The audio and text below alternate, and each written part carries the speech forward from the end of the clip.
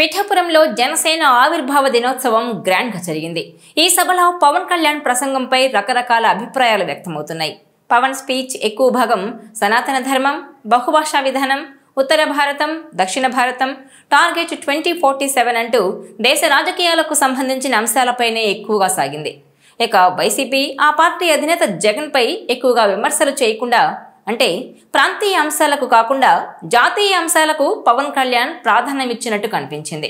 దీన్ని బట్టి చూస్తుంటే బీజేపీ తన దక్షిణాది వ్యూహాన్ని పవన్ ద్వారా అమలు చేస్తుందా అన్న అనుమానాలు వ్యక్తం చేస్తున్నారు కొంతమంది.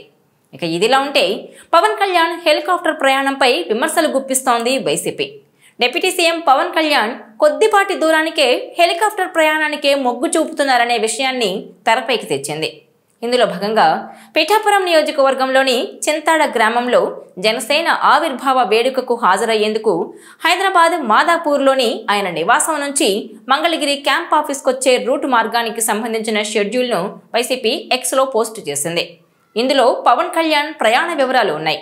జనసేన ఆవిర్భావ దినోత్సవం రోజున ఉదయం 9:30కు హైదరాబాద్లోని ఇంటి నుంచి రోడ్డు మార్గంలో బయలుదేరిన పవన్ కళ్యాణ్ ఆ తర్వాత బేగంపేట నుంచి ఫ్లైట్లో జర్నీ చేసి 10:40కి గన్నవరం ఎయిర్పోర్ట్లో దిగుతారని, తిరిగి 10:45కి అక్కడ హెలికాప్టర్లో బయలుదేరి 10:55కి మంగళగిరిలోని క్యాంప్ ఆఫీస్కు చేరుకుంటారని తెలిపింది. ఈ విషయాలపైనే ఇప్పుడు వైసీపీ ఎక్స్ వేదికగా ప్రశ్నల వర్షం కురిపిస్తోంది. ఈ క్రమంలో సూపర్ 6 హామీలు అమలు చేయడానికి డబ్బులు లేవని భేద పలుకులు పలికే పవన్ కళ్యాణ్ కు ప్రజల డబ్బంటే లెక్కలేదని, గన్నవరం నుంచి మంగళగిరికి కూడా లక్షలు ఖర్చు చేసి హెలికాప్టర్లో తిరుగుతున్నారని, ప్రజలు అవస్థల్లో ఉన్నప్పుడు మాత్రం ఏనాడు ఇంత హుటాహుటిన వెళ్ళింది లేదంటూ విమర్శలు చేస్తోంది వైసీపీ. కానీ సొంత విలాసాల కోసం మాత్రం ఎగురుకుంటూ వెళ్తారని ఎద్దేవా చేసింది.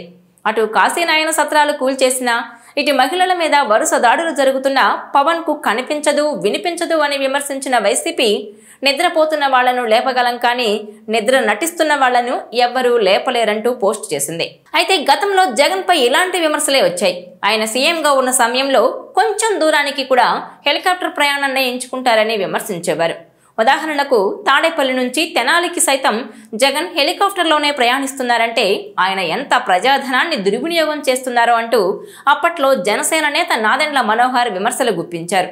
కట్ చేస్తే ఇప్పుడు పవన్ కళ్యాణ్ కొంచెం దూరానికి కూడా హెలికాప్టర్ ప్రయాణమా అంటూ విరుచుకు పడుతోంది వైసీపీ. ఇక ఈ సభ విషయంలో వైసీపీ కొద్ది రోజులుగా విమర్శలు చేస్తోంది. అధికారాన్ని దుర్వినియోగం చేస్తున్నారని ఆ పార్టీ నేతలు అంటున్నారు. తాజాగా పవన్ కళ్యాణ్ టూర్ షెడ్యూల్ను పోస్టు చేసిన వైసీపీ విమర్శలు గుప్పించింది.